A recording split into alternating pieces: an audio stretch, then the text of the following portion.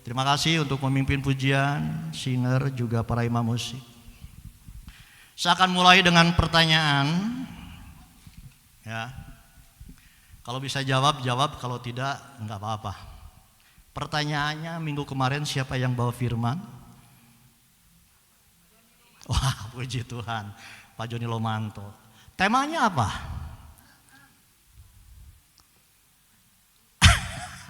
Baru seminggu ya. Menjadi orang bijaksana. Amin. Coba sekarang yang lebih lama lagi. Sebelum Pak Joni Lomanto siapa? Waduh, apalagi ini 2 minggu. Wah, Pak Prabowo. Pak Prabowo di Jakarta ya. Ya, Bapak Pendeta Daniel Orang. Apa yang disampaikan beliau? Hidup adalah kesempatan. Amin. Ya. Hidup adalah kesempatan Bapak Ibu Tuhan. Kesempatan apa? Kata hambanya, kesempatan untuk melayani Tuhan. Amin. Betul sekali. Saudara dan saya, dalam kesempatan hidup ini pergunakanlah untuk melayani Tuhan. Di dalam melayani Tuhan itu ada 2 hal. Yang pertama adalah melayani pribadi Tuhan. Baru yang berikutnya adalah melayani pekerjaan Tuhan. Amin. Melayani pribadi Tuhan itu seperti Maria duduk di kaki Tuhan. Itu melayani Tuhan. Dia memperhatikan apa yang dikatakan Tuhan Yesus. Ya, kata bahasa Ibrani kunonya ngargepkeun. Diperhatikan. Itulah melayani. Ketika Tuhan berbicara, ketika Tuhan berfirman, maka Maria yang duduk di kaki Tuhan itu mendengarkan, memperhatikan, bahkan melakukannya. Itulah melayani pribadi Tuhan. Baru sesudah melayani pribadi Tuhan, ada buahnya kita melayani pekerjaan Tuhan. Amin. Mengunjungi yang sakit, ya, memberikan pertolongan kepada yang memang membutuhkan pertolongan. Kita berbuat baik kepada orang.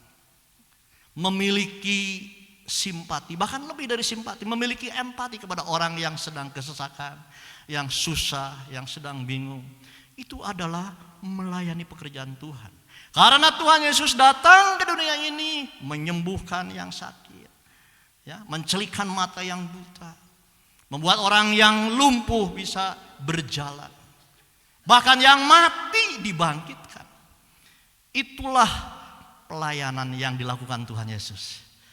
Saudara dan saya adalah anak-anak Tuhan, mencontoh gurunya Tuhan Yesus. Kesempatan ini kita melayani Tuhan. Amin. Melayani pribadinya terutama, lalu melayani pekerjaan Tuhan. Bahkan kita melayani pekerjaan Tuhan di dalam gedung, di GBI Lemang khususnya. Nah, Bapak Ibu yang Tuhan, pagi hari ini saya juga akan membacakan firman Tuhan tentang kesempatan, ya. Yang saya akan ambil dari firman Tuhan Lukas pasal 16 ayat 19 sampai 31. Dari pembacaan firman Tuhan ini akan kita dapatkan 3 kesempatan buat saudara dan saya apa yang harus kita lakukan. 3 kesempatan, ya. Nah, pembacaan firman Tuhan ini adalah Lukas pasal 16 ayat 19 sampai 31. Di mana judulnya perikop firman Tuhan ini adalah orang kaya dan Lazarus yang miskin. Dari pembacaan firman Tuhan ini kita akan belajar ada kesempatan yang harus kita lakukan lewat kebenaran firman Tuhan ini. Saya akan bacakan firman Tuhan di dalam Lukas pasalnya yang ke-16 ayatnya 19 sampai 31. Ada seorang kaya yang selalu berpakaian jubah ungu dan kain halus. Dan setiap hari ia bersukaria dalam kemewahan. Dan ada seorang pengemis bernama Lazarus, badannya penuh dengan borok, berbaring dekat pintu rumah orang kaya itu. Dan ingin menghilangkan laparnya dengan apa yang jatuh dari meja orang kaya itu. Malahan anjing-anjing dan menjilat boroknya. Kemudian matilah orang miskin itu, lalu dibawa oleh malaikat-malaikat ke pangkuan Abraham. Orang kaya itu juga mati lalu dikubur.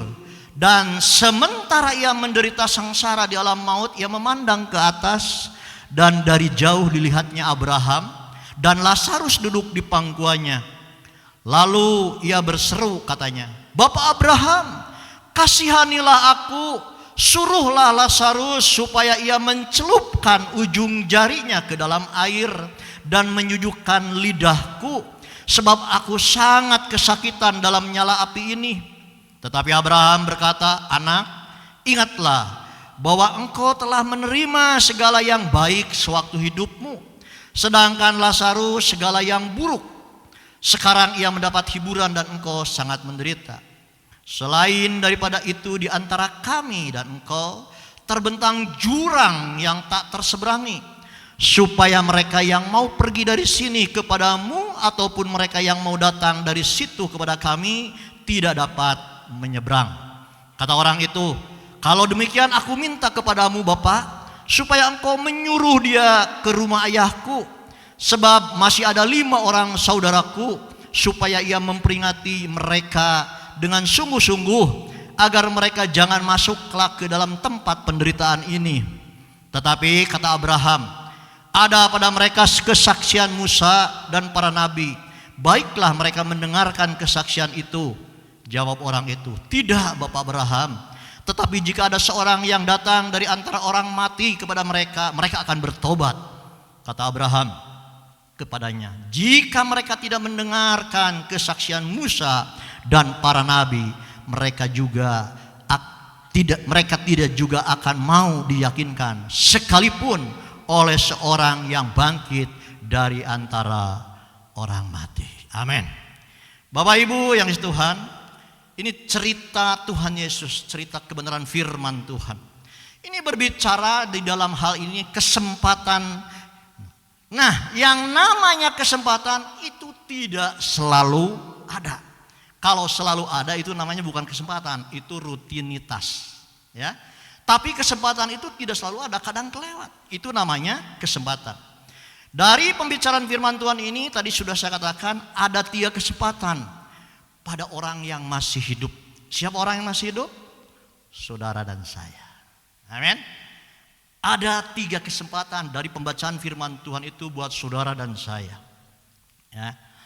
Dari pembacaan firman Tuhan ini nanti kita akan bahas. Tetapi hidup, perhatikan, adalah kesempatan. Kenapa?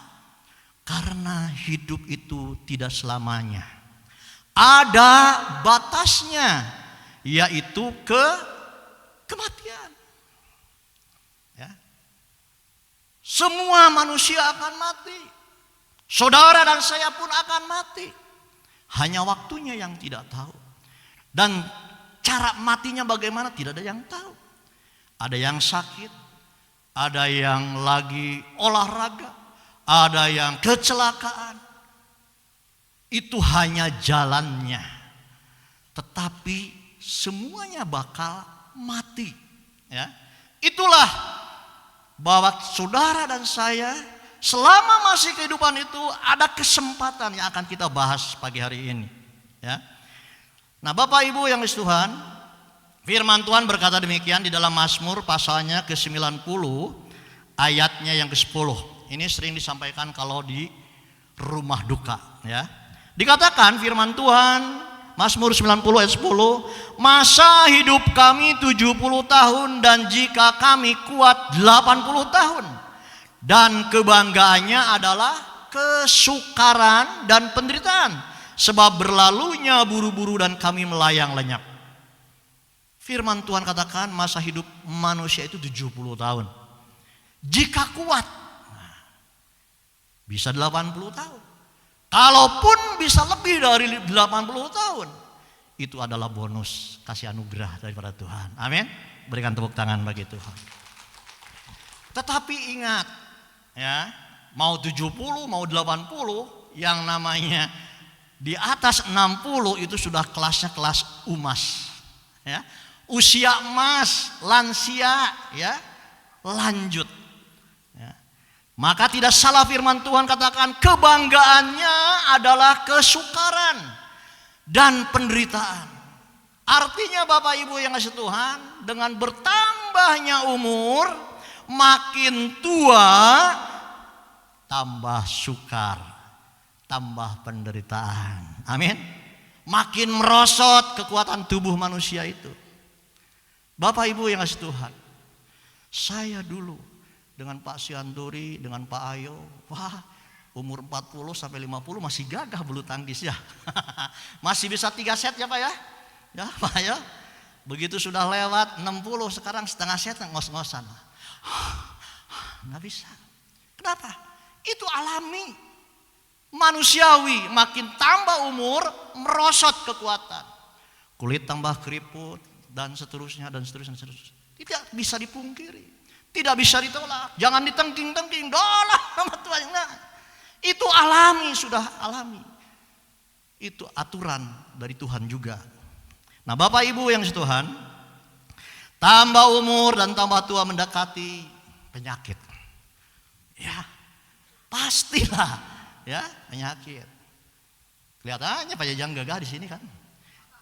Kalau naik tangga masih bisa, turun tangga kayak kepiting, miring ya. Udah kena lututnya. Mungkin dulu bintonya terlalu Pak Syanturi itu yang bikin. Ya, semua gitu ya.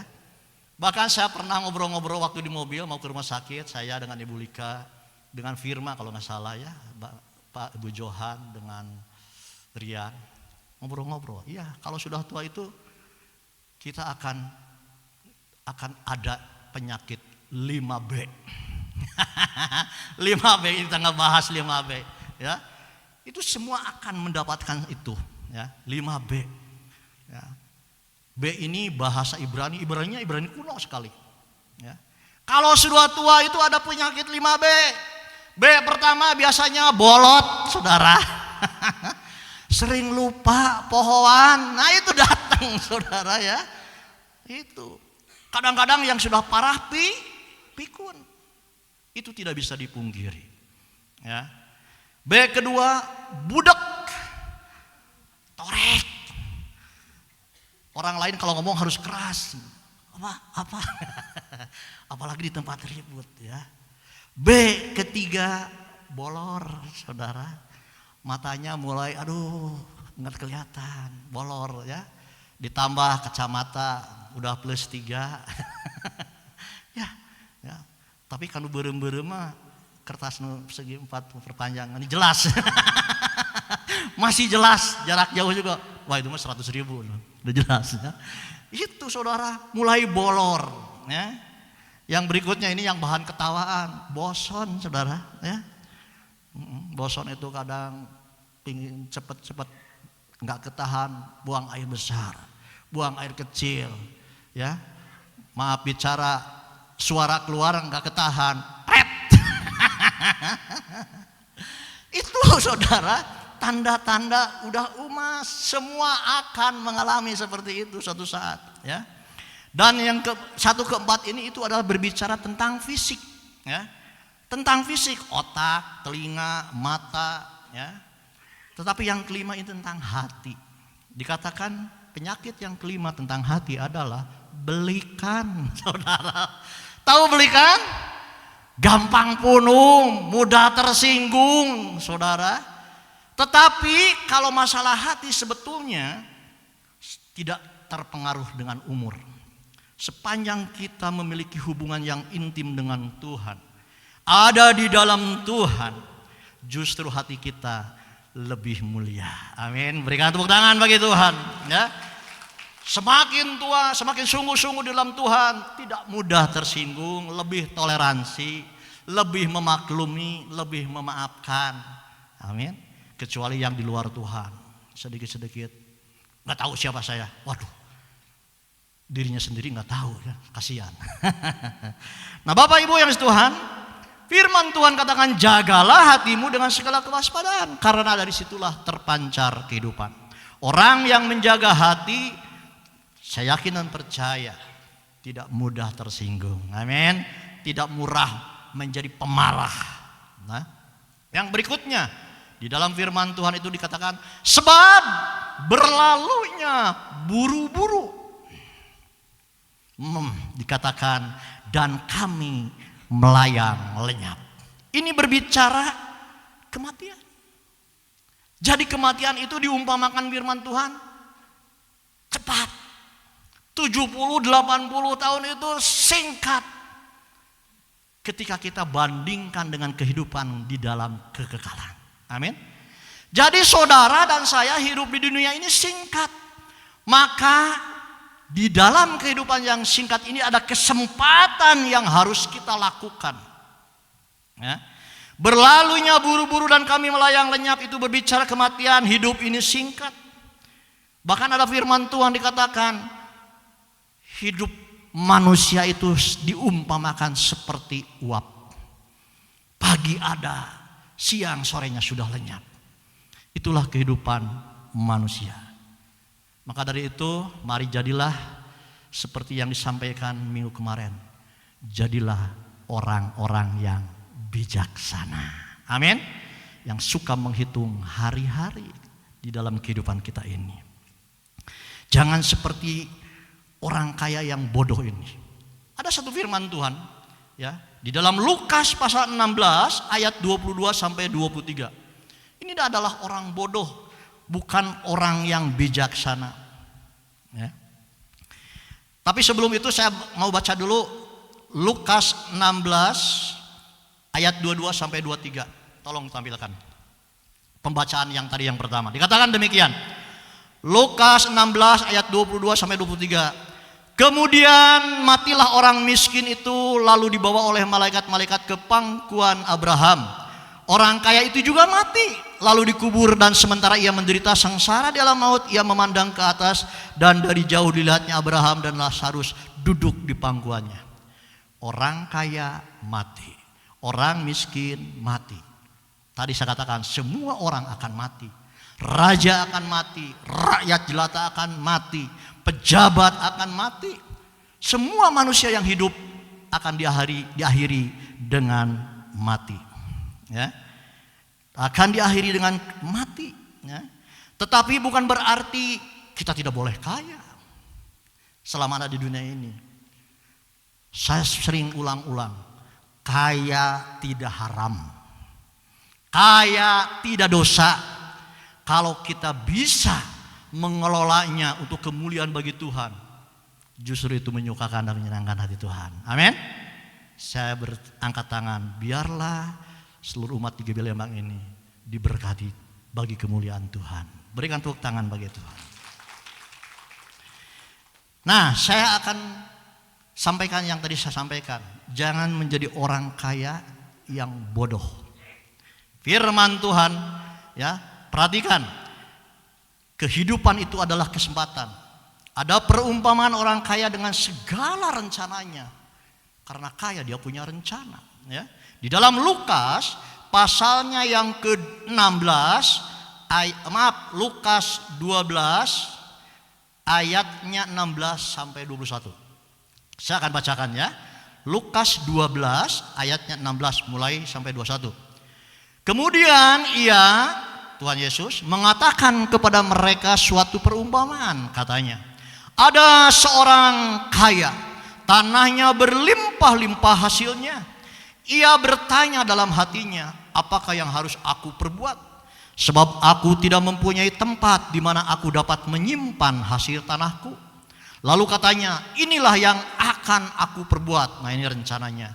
Aku akan merombak lumbung-lumbungku dan aku akan mendirikan yang lebih besar, dan aku akan menyimpannya di dalamnya segala gandum dan barang-barangku. 19.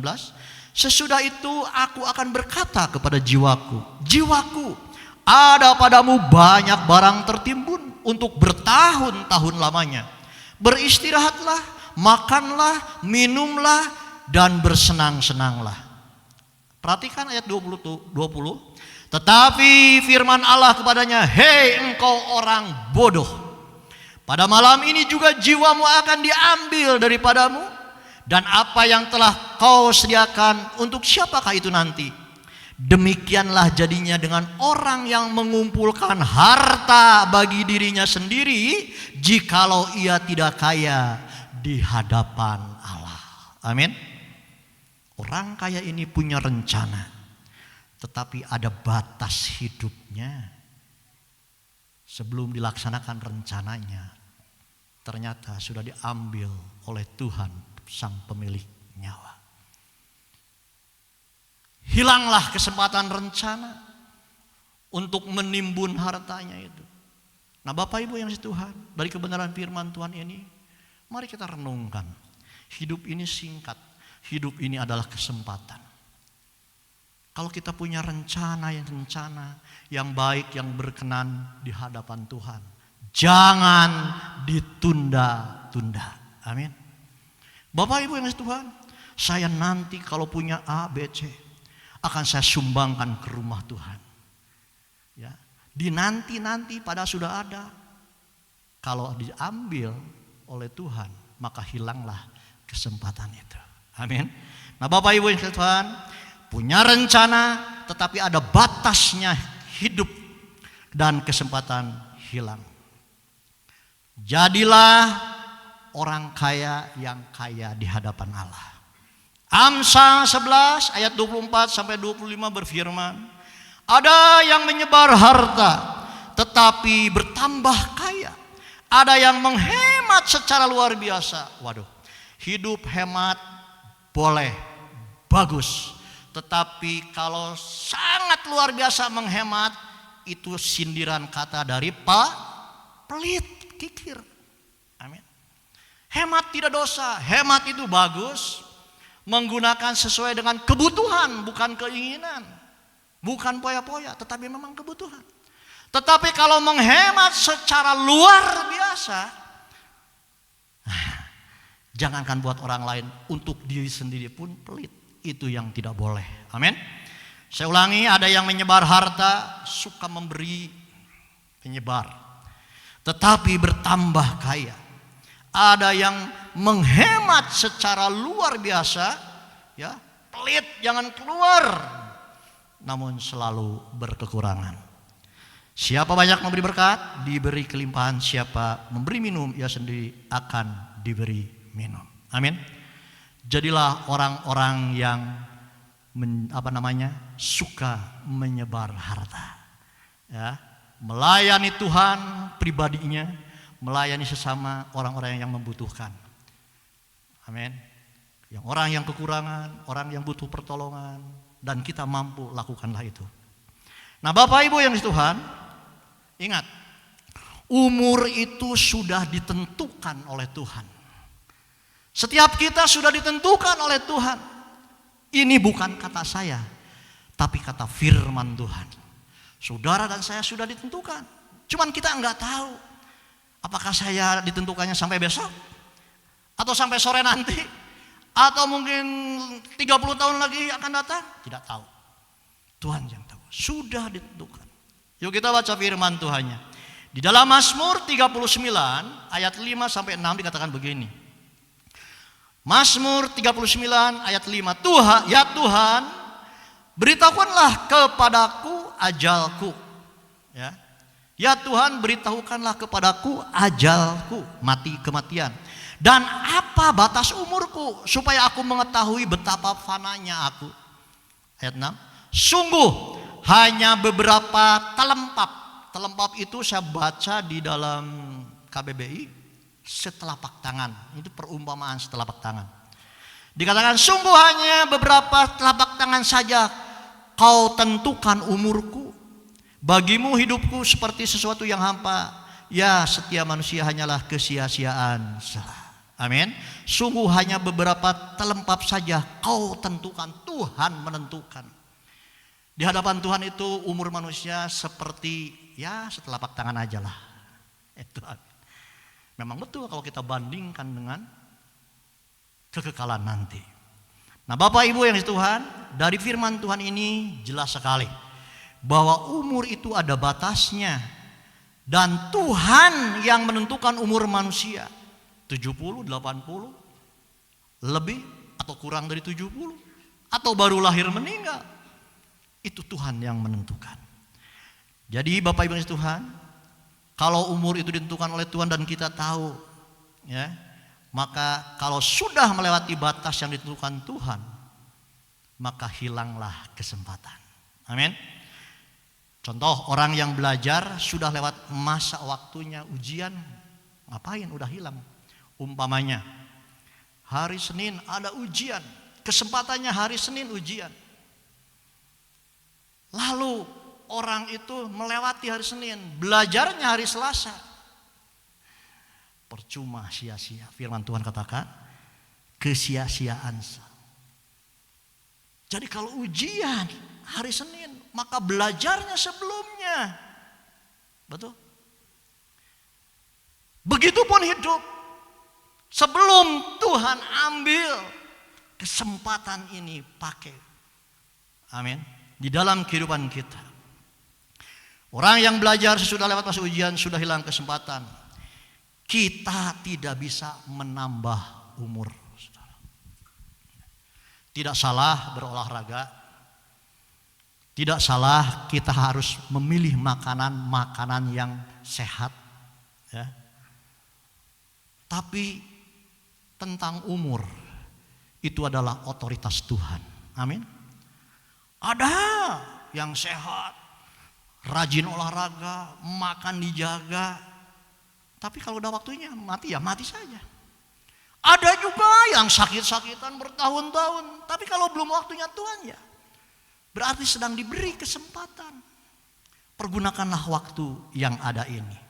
Bapak Ibu yang dikasihi Tuhan, kita tidak bisa menambah umur. Bahkan firman Tuhan katakan di dalam Matius pasal 6 ayat 27, siapakah di antara kamu yang karena kekhawatirannya dapat menambahkan sehasta saja pada jalan hidupnya. Sehasta itu kalau dijadikan senti itu 45 senti. Manusia itu tidak bisa sehasta pun untuk menambah umur. Kalau sudah Tuhan tentukan batasnya, nggak bisa. Amin. Nah Bapak Ibu Tuhan, maaf ya, jangan tegang. Ini bukan di rumah duka, tapi ini kebenaran firman Tuhan. Perlu juga disampaikan. Hidup ini kesempatan. Pertanyaannya, kesempatan untuk apa? Nah ini ya. Untuk melayani Tuhan tidak salah. Pribadinya melayani sesama. Karena kekristenan lambangnya salib. Vertikal kita melayani Tuhan, mengasihi Tuhan. Horizontal kita melayani sesama manusia. Dan seluruh hukum itu mulai dari Kejadian sampai Wahyu ada di dalam hubungan kepada Tuhan dan hubungan kepada sesama. Nah, Bapak Ibu yang dikasihi Tuhan, apa dari pembacaan firman Tuhan yang tadi awal kita baca? Yang pertama, perhatikan, hidup adalah kesempatan untuk percaya Tuhan Yesus. Berikan tepuk tangan bagi kita. Itu sangat mendasar sekali. Kesempatan untuk percaya. Sekalipun orang lahir dari rahim orang tua yang sudah percaya. Percaya Tuhan Yesus, ibunya, bapaknya. Tetapi apakah anaknya sudah menerima Yesus secara pribadi? Kadang belum tentu. Bapak Ibu yang Tuhan, kesempatan yang paling utama dari pembacaan firman Tuhan ini adalah kesempatan untuk percaya Tuhan Yesus. Bapak Ibu yang dikasihi Tuhan, orang kaya mati ke alam maut, Lazarus mati ke pangkuan Abraham, ada di sorga. Dua-duanya bukan karena kaya lalu masuk neraka, bukan karena miskin lalu masuk ke sorga, enggak ada urusan. Jangan berpikir kalau saya kaya saya enggak akan masuk sorga, enggak. Amin. Orang kaya ini masuk neraka bukan karena kekayaannya. Orang miskin ini masuk sorga bukan karena kemiskinannya. Enggak ada urusan dengan kaya dan miskin.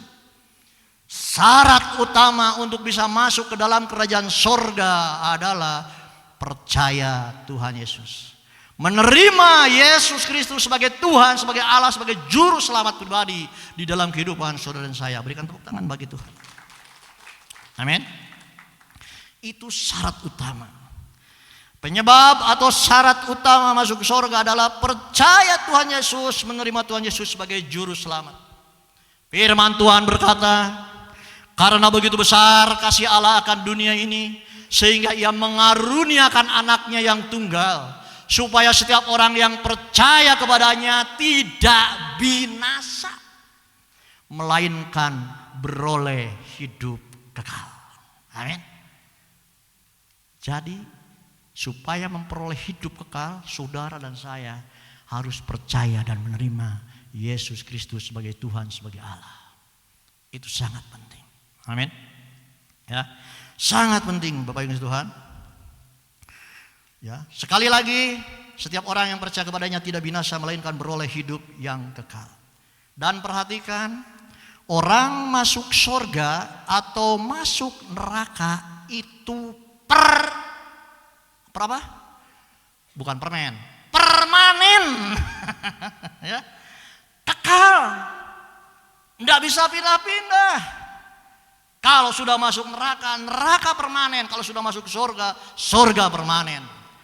Enggak ada di kekristenan istilah dicuci dulu kalau sudah bersih masuk ke lemari. Tidak ada. Itu artinya tidak kekal. Firman Tuhan mengajarkan neraka kekal, surga kekal, tidak bisa pindah-pindah. Amin. Coba kita buka firman Tuhannya yang tadi sudah dibaca awal, Lukas 16 ayat 26. Saya selalu pakai dasarnya firman Tuhan supaya orang tidak, wah, Pak Jajang punya pendapat sendiri. Enggak, saya firman Tuhan dasarnya. Amin. Lukas 16 ayat 26 berkata demikian, selain daripada itu di antara kami dan engkau terbentang jurang yang tak terseberangi, supaya mereka yang mau pergi dari sini kepadamu atau mereka yang mau datang dari situ kepada kami tidak dapat menyeberang. Artinya permanen, nggak bisa pindah-pindah. Aduh, di neraka udah capek, mau pindah ke surga, nggak bisa saudara. Aduh, di surga terlalu enak, pingin yang nggak enak, nggak bisa. Ya, permanen. Perhatikan, karena permanen, kesempatan kita yang singkat di dunia ini, perhatikan. Ya. Hidup adalah kesempatan, dan Tuhan menilai saudara dan saya selama hidup. Sudah mati nggak dinilai saudara. Selama hidup ini dinilai oleh Tuhan, layakkah di kerajaan sorga atau masuk neraka. Selama hidup ini yang singkat, yang seperti uap. Ya. 2 Korintus pasal 5 ayat 10 dikatakan, 2 Korintus pasal 5 ayat 10, sebab kita semua harus menghadap tahta pengadilan Kristus, supaya setiap orang memperoleh apa yang patut diterimanya, sesuai dengan yang dilakukannya dalam hidupnya ini, baik ataupun jahat. Selama hidup dinilai ini. Saya ulangi, baca lagi. Sebab kita semua harus menghadapi tahta pengadilan Kristus, supaya setiap orang memperoleh yang patut diterimanya, sesuai dengan yang dilakukannya dalam hidupnya ini, baik ataupun jahat. Tuhan menilai saat ini ketika saudara dan saya masih hidup. Perhatikanlah kehidupan saudara dan saya. Amin. Jadilah orang-orang yang bijaksana. Jangan tunda-tunda untuk percaya Tuhan Yesus, ya. Untuk ke surga harus percaya Tuhan Yesus selama masih hidup. Ya. Kalau sudah mati tidak ada kesempatan. Ya. Tidak ada kesempatan kalau sudah mati. Kesempatannya ketika kita masih hidup. Jangan tunda-tunda untuk percaya Tuhan Yesus. Umur tidak ada yang tahu. Terima Tuhan Yesus secara pribadi. Kalau ada yang belum percaya, belum menerima secara pribadi, sekarang saatnya. Amin. Saya tantang, kalau ada yang belum percaya, bukan belum percaya, belum menerima secara pribadi Tuhan Yesus, bisa angkat tangan.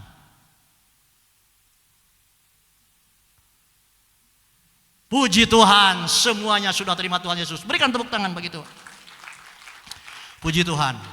Ya, itu syarat utama Bapak Ibu Tuhan. Firman Tuhan tadi saya katakan, jangan nantilah sudah tua baru bertobat. sekarang masih suka yang aneh-aneh lah. Atau nantilah kalau saya sudah hidup baik.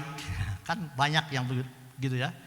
Pak, percaya Tuhan Yesus. Bu, percaya Tuhan Yesus. D, percaya Tuhan Yesus. Terima Tuhan Yesus. Wah, nantilah saya masih suka ini itu. Atau ya nantilah kalau sudah tua-tua lah saya akan bertobat. Sekarang masih muda-muda. Bapak Ibu yang Tuhan, batas umur nggak ada yang tahu ya, nggak ada yang tahu. Jangan nantilah kalau sudah baik. Justru kita dalam keadaan tidak baik kita harus datang kepada Tuhan Yesus. Ya, jangan seperti ini. Ada yang sakit, sakit apa? Ya ini, ayo ke dokter. Nantilah kalau udah sehat ke dokter. Kan lucu, lucu nggak? Lucu. Nanti kalau sudah sehat saya ke dokter. Nanti saya sudah bertobat datang ke Tuhan Yesus. Kalau sudah baik hidup, enggak. Justru lagi kacau beliau. Nah, harus datang ke Tuhan. Yuk baca firman Tuhannya di dalam Markus 2 ayat 17 berkata demikian. Yesus mendengarnya dan berkata kepada mereka, bukan orang yang sehat yang memerlukan tabib, tetapi orang sakit. Aku datang bukan untuk memanggil orang benar, melainkan orang berdosa. Kalau kita sadar berdosa, jangan tunggulah nanti sudah tidak berjalan. Cepat-cepat datang kepada Tuhan. Ya. Sebab kalau enggak seperti tadi, diajak ke dokter, jawabnya nantilah kalau sudah sehat saya ke dokter. Kan lucu. Jadi begitu sadar kita butuh Tuhan cepat-cepat. Jangan tunda-tunda. Amin. Yang kedua Bapak Ibu yang dikasihi Tuhan. Tadi yang pertama, kesempatan hidup ini terima Tuhan Yesus sebagai Allah Juru Selamat pribadi. Amin. Itu syarat pertama. Hidup adalah kesempatan yang kedua untuk berbuat baik. Amin. Ini buah dari pertobatan. Yuk kita baca buka firman Tuhan yang tadi di dalam Lukas 16. Kita tidak lepas dari Lukas 16 ayatnya yang ke-19. Dikatakan ada seorang kaya yang selalu berpakaian jubah ungu dan kain halus. Dan setiap hari ia bersukaria. Setiap hari bersukaria dalam kemewahan. Garis bawahi, setiap hari bersukaria dalam kemewahan. Ya. Bapak Ibu yang Tuhan, dari firman Tuhan ini kita bisa ambil satu pelajaran. Yang pertama, orang yang selalu berpakaian jubah ungu itu bukan orang sembarangan. Ya. Sebab jubah ungu di zaman perjanjian lama bangsa Israel itu dibuat dari kain lenan halus yang sangat mahal harganya. Jadi di bangsa Israel di zaman perjanjian lama hanya 3 jenis orang yang memakai jubah ungu. Yang pertama adalah raja. Yang kedua adalah para imam. Yang ketiga adalah orang yang sangat kaya. Amin. Dan ini adalah orang sangat kaya. Karena selalu pakai jubah ungu. Ya. Dikatakan berarti ini orang benar-benar sangat kaya. Bahkan dikatakan tadi setiap hari pesta. Amin.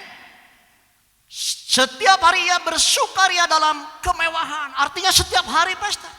Ada di sini yang setiap hari pesta? Makan-makan, minum-minum. Wah, tiap hari ada enggak? Kalau ada sama dengan orang kaya ini. Tapi jangan mau ya, orang kaya ini masuk neraka.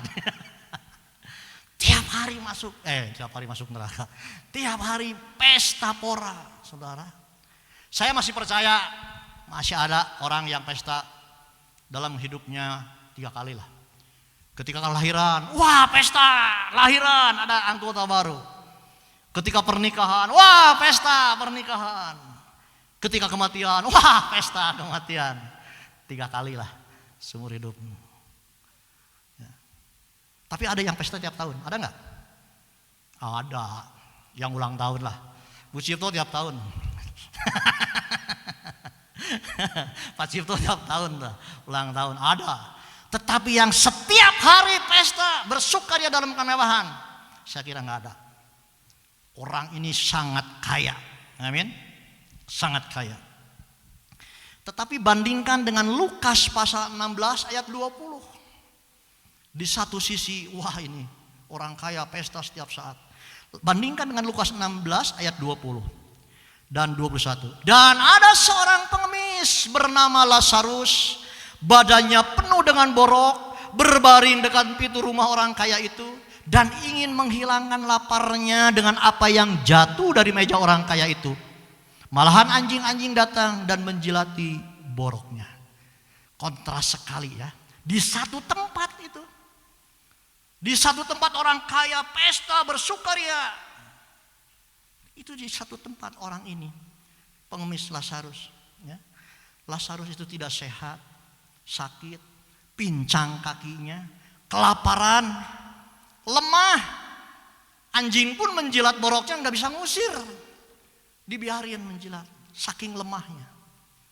Kontras sekali Bapak Ibu yang Tuhan. Dan dikatakan apa yang jatuh dari orang kaya itu? Sisa makanan? Bukan, saudara. Bukan sisa makanan, bukan remah-remah sisa makanan. Pada zaman bangsa Israel di perjanjian lama, beda dengan Israel sekarang sudah modern. Sama seperti saya di kampung. Kalau makan itu tangan kosong. Makanya firman Tuhan katakan, ada orang Farisi ngomong gini, "Guru," kata Tuhan Yesus, "kenapa murid-muridmu mau makan tidak mencuci tangan?" Artinya bangsa Israel itu samalah dengan kita pakai tangan makannya, ya. Makanya apa? Roti yang tipis, yang bundar, yang tipis, yang suka disobek, suka dicoelin sama bumbu apa gitu ya. Saya buka YouTube tentang Timur Tengah makanan. Oh iya, tipis banget gitu. Kayak kertas disobek gitu, makan.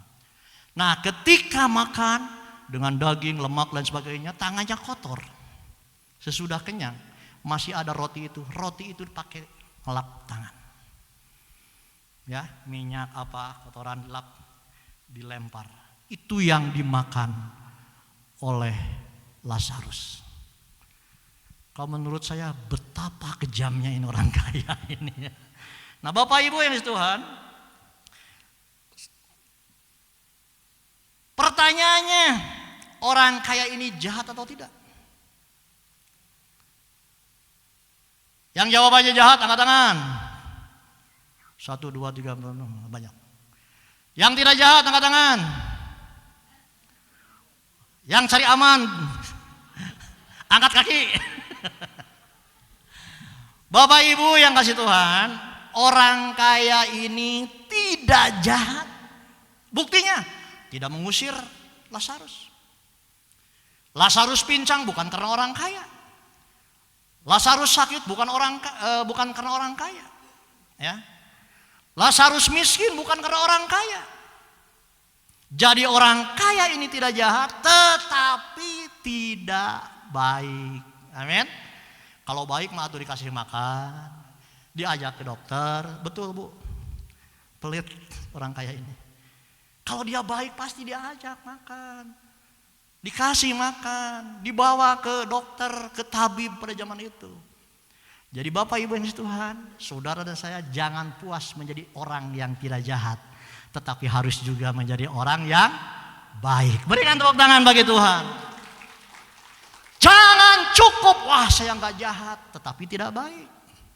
Jadilah orang-orang yang tidak jahat dan baik. Amin. Jadi orang kaya ini sekali lagi tidak jahat tetapi tidak baik. Kalau baik mestinya dikasih makan, dibawa berobat, ya. Sekali lagi saya tekankan, jangan puas menjadi orang yang tidak jahat, tetapi juga harus menjadi orang baik. Lanjut Lukas 16 ayat 25. Tetapi Abraham berkata, "Anak, ingatlah bahwa engkau telah menerima segala yang baik sewaktu hidupmu, sedangkan Lazarus segala yang buruk. Sekarang ia mendapat hiburan dan engkau sangat berduka." Orang ini kaya, tetapi kekayaannya tidak dipakai untuk berbuat baik. Ya. Enggak jahat, tapi orang kaya ini kekayaannya tidak dipakai untuk berbuat baik. Tidak menggunakan kesempatan untuk berbuat baik. Ya, berbuat baiklah pada semua orang. Orang yang membutuhkan, orang miskin, orang yang hina. Berbuat baiklah untuk rumah Tuhan.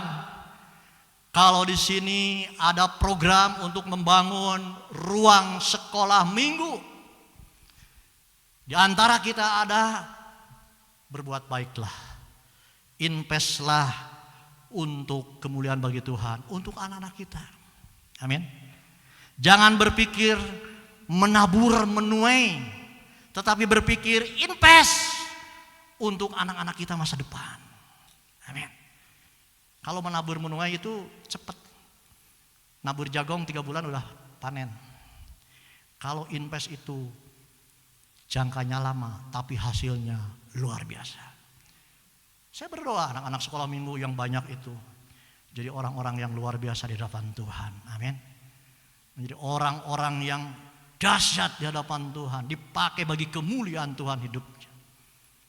Ya.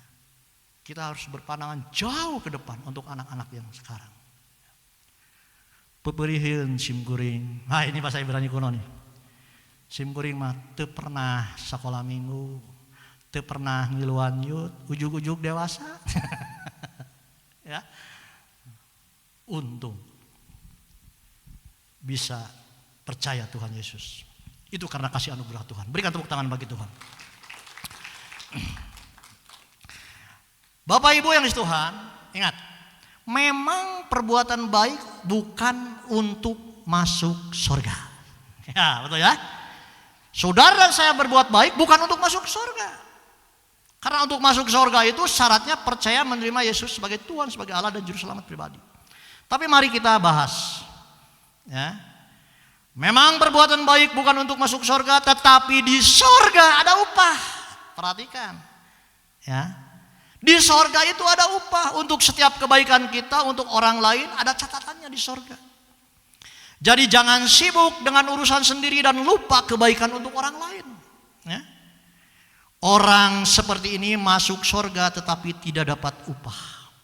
Percaya Tuhan Yesus, tapi tidak pernah melakukan perbuatan baik, tidak dapat upah.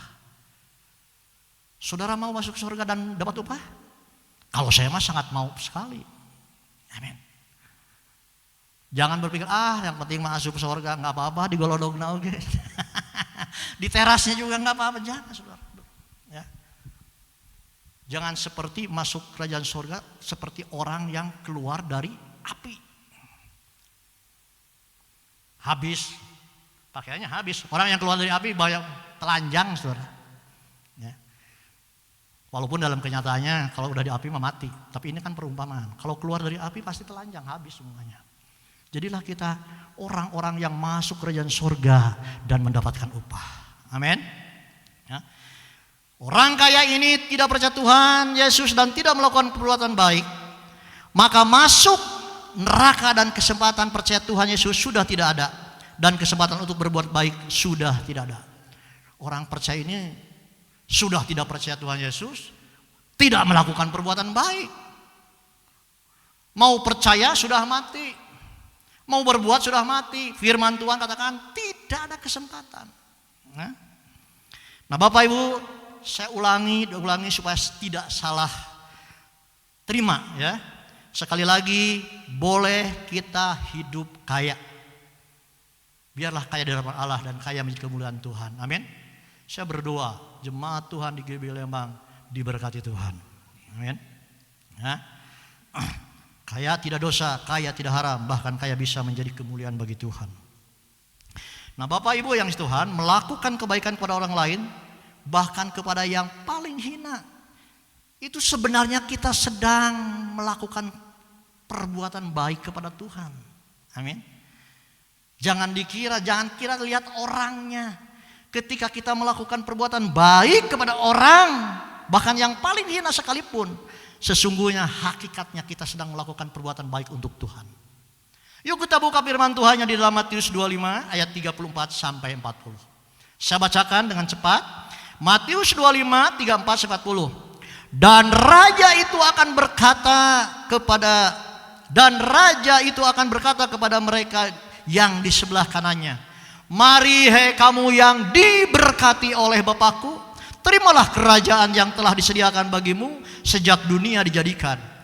35. Sebab ketika aku lapar, kamu memberi aku makan. Ketika aku haus, kamu memberi aku minum. Ketika aku seorang asing, kamu memberi aku tumpangan. Ketika aku telanjang, kamu memberi aku pakaian. Ketika aku sakit, kamu melawat aku. Ketika aku di dalam penjara, kamu mengunjungi aku. 37. Maka orang-orang benar itu akan menjawab dia, katanya, Tuhan, bila manakah kami melihat engkau lapar dan kami memberi engkau makan? Atau haus dan kami memberi engkau minum?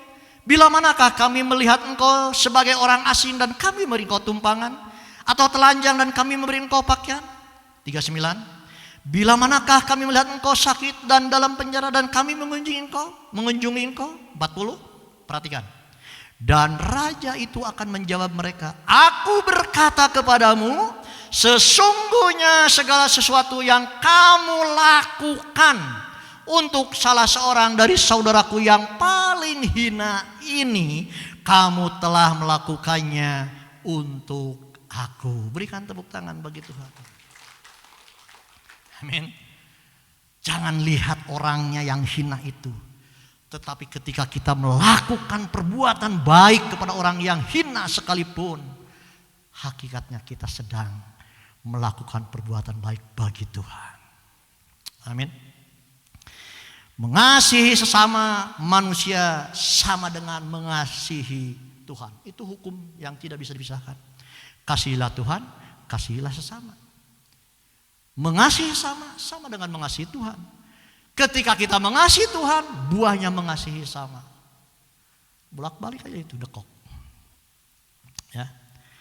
Mengasihi sama atau berbuat baik kepada sesama adalah memuliakan Tuhan.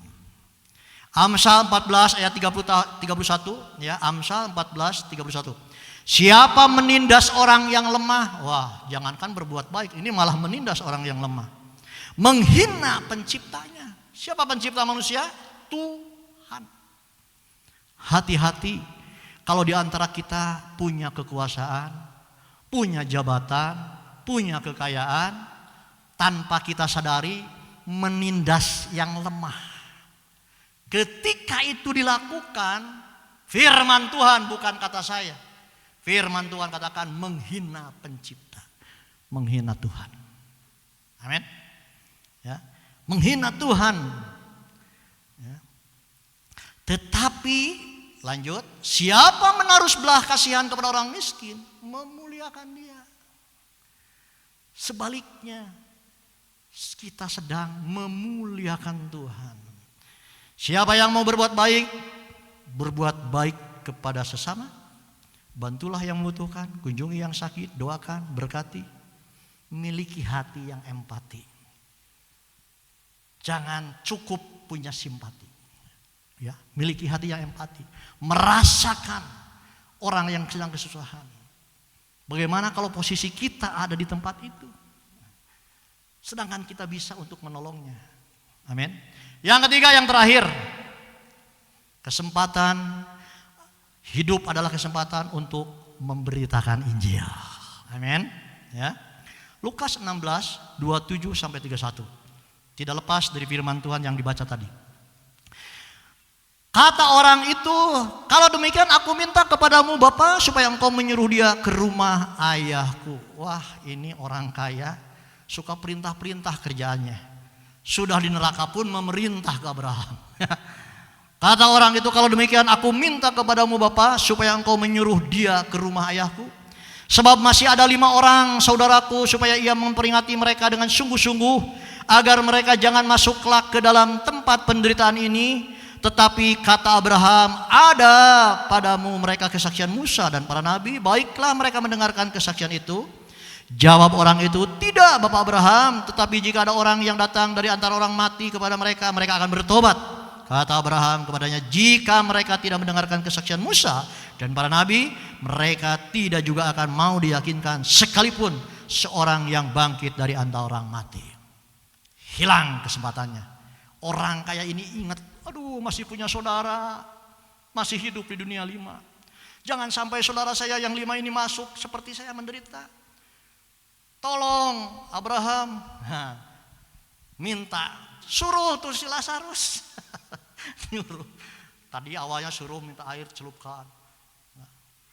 Sukanya perintah-perintah. Hilang kesempatan. Beritakanlah kebenaran firman Tuhan. Beritakanlah Injil ketika kita masih kepada siapa? Kepada suami, kepada istri, kepada anak, kepada saudara, kepada seluruh yang ada di dalam rumah, bahkan keluar. Amin. Beritakanlah keselamatan. Ya. Memberitakan Injil adalah perintah untuk semua orang percaya. Firman Tuhan katakan, karena itu pergilah jadikanlah semua bangsa muridku dan baptislah mereka dalam nama Bapa, Anak dan Roh Kudus, dan ajarlah mereka melakukan segala sesuatu yang telah kuperintahkan kepadamu, dan ketahuilah aku menyertai kamu senantiasa sampai kepada akhir zaman. Tidak dibatasi hanya untuk pendeta, gembala, penginjil, tapi ini adalah tugas kita semua memberitakan kebenaran firman Tuhan. Amin. Nah, Bapak Ibu yang Tuhan, itulah yang bisa saya sampaikan pagi hari ini, ya. Jadi mari saya undang pemimpin pujian, singer juga tim musik. Kita akan masuk perjamuan kudus. Tetapi saya akan simpulkan, hidup adalah kesempatan. Amin. Kesempatan untuk melayani pribadi Tuhan dan pekerjaan Tuhan sudah disampaikan 2 minggu yang lalu. Tetapi pada pagi siang hari ini sebetulnya banyak kesempatan. Ini yang lebih mendasar kalau menurut saya. Hidup adalah kesempatan untuk percaya menerima Yesus sebagai Tuhan, sebagai Allah, sebagai Juru Selamat pribadi. Lakukan perbuatan-perbuatan baik, beritakan kebenaran firman Tuhan, supaya kita tidak egois, yang penting saya selamat. Enggak, tapi kita pingin seluruh anggota keluarga, bahkan saudara, bahkan orang lain pun menerima keselamatan. Amin. Mari kita bangkit berdiri, kita akan masuk perjamuan kudus.